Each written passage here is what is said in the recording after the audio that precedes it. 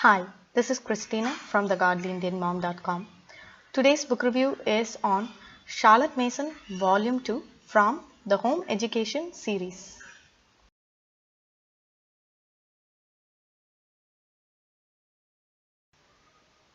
In Volume 2, in the second part of the book, Charlotte Mason talks about the educational philosophies of the founders of pedagogy that went into the making of the education system.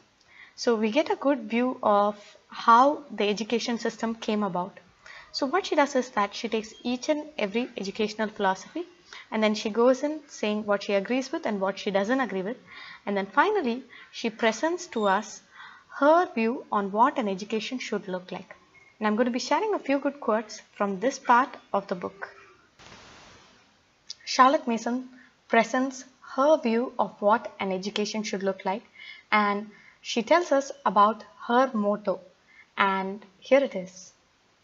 Education is a discipline, that is, the discipline of the good habits in which the child is trained.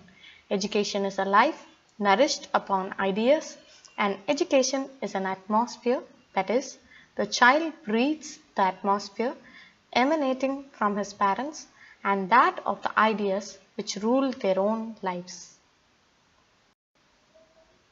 Charlotte Mason likens the mind of a child to a living organism which hungers for knowledge, and hence we must feed the child on a bounteous feast of education. And that is why she emphasizes for a generous curriculum. And here is a quote on that from her. So it says, "A child's mind is no mere sack to hold ideas, but is rather, if the figure may be allowed, a spiritual organism with an appetite for all knowledge. This is its proper diet with which it is prepared to deal and which it can digest and assimilate as the body does foodstuffs." She talks about the importance of how we learn things, and here is a quote from her on that.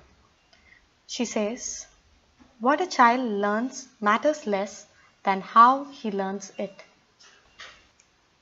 Charlotte Mason talks about what happens when the mind is not fed on living ideas. It loses its passion to learn, and we start believing school education or college education is the end of education. And when we fail to keep learning, our intelligence gets starved and we become close-minded. Education is an everyday process. We learn new things, and that's how our mind gets opened to new ideas and new thoughts. So here is a quote from her on that. It says, "Now that life, which we call education, receives only one kind of sustenance, it grows upon ideas. You may go through years of so-called education without getting a single vital idea, and that is why many a well-fed body carries about a feeble, starved intelligence." Charlotte Mason education is a natural way of learning. So here we come to her second motto, which is education is a science of relations.